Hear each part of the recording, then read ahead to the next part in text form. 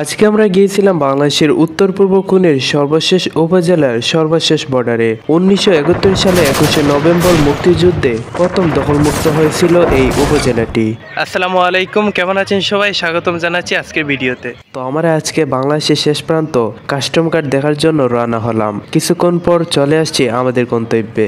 বাংলাদেশের শেষ প্রান্ত হলো সিলেট জেলার অন্তর্গত একটি উপজেলা জকিগঞ্জ। এটি বাংলাদেশের উত্তর পূর্ব কোণের সর্বশেষ উপজেলা। 1971 সালে 21শে নভেম্বর মুক্তিযুদ্ধে জকিগঞ্জ প্রথম দখলমুক্ত হয়েছিল।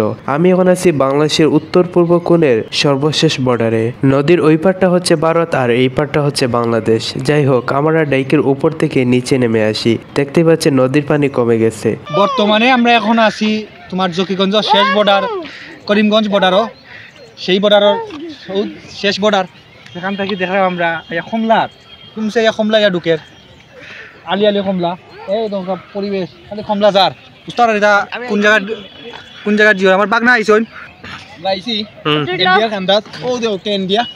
ওনারা হচ্ছে আমার মামা আর ভাই। আমরা কিছুক্ষণ ঘোরাফেরা করি। আমি নদীতে নেমে কিছুক্ষণ হাঁটি, তারপর আমরা চলে আসি আমাদের নানা বাড়িতে।